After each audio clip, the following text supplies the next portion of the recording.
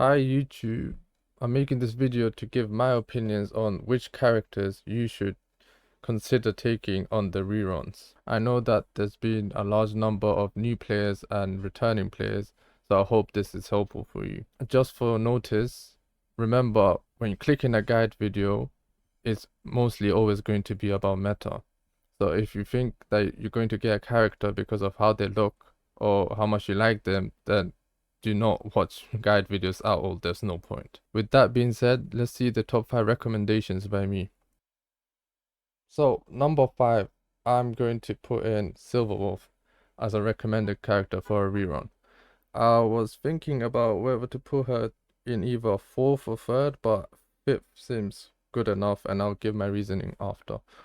So what does she do? Her skill, she gives a weakness implant on an enemy.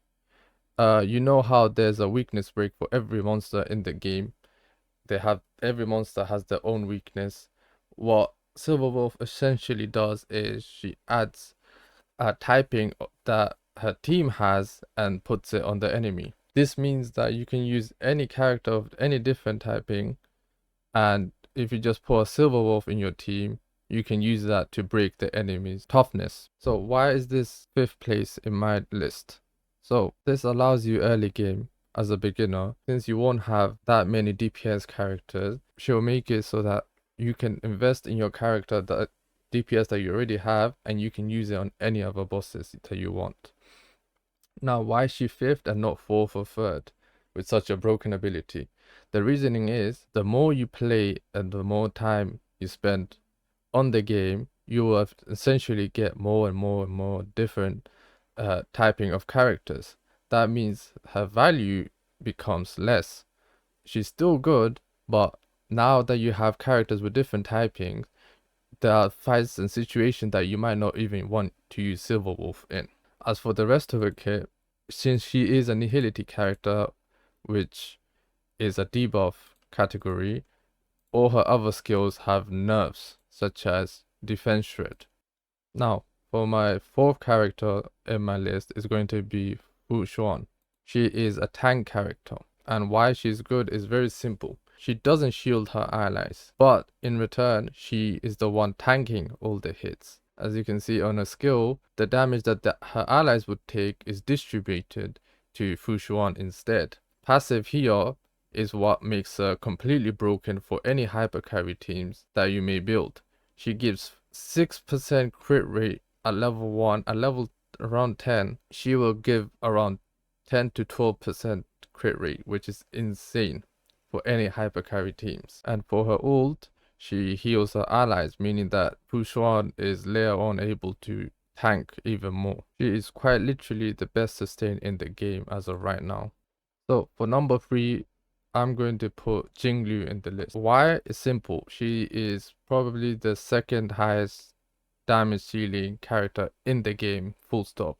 I don't need to say too much about her, but pretty much she scales off of crit damage, a crit rate type of character. You want as much crit damage on her as possible, and the insane part is her talent, which gives her 50% crit rate for absolutely no reason, just for ascending. All you have to do is use her skill 2 times and she will ascend, and she will have a 50% crit rate increase. She is quite literally, and I repeat, the 2nd most broken character in the game, right after Acheron. So for the 2nd character in the list will be Sparkle.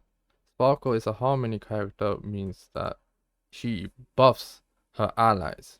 Her kit is quite similar to Bronya, but even better. So what does she do? She has Bronya's E completely, but even better for any team that builds crit damage. And unlike Bronya, her skill only moves the character she targeted by 50% forward instead of 100%, but realistically you only need about 50% anyway, unless your character is extremely slow. Secondly, her talent makes it that for the rest of the fight you have a maximum of 7 skill points, not the usual 5, you have 7.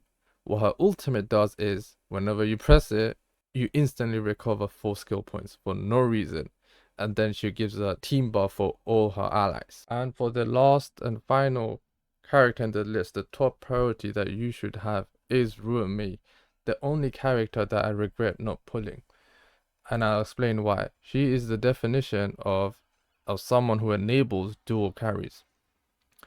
What you will usually see is most teams carry around one DPS, one debuffer, one healer, and one buffer. With Ruan Mei, however, you can have two DPS in the team, one buffer, and one healer. Not only that, but she does something completely different than any other character in the game, which is her break efficiency. She can break with her allies the toughness of bosses 50% more faster, which is really useful with bosses that have a high toughness bar. What she also does on her ultimate is give her allies res pen.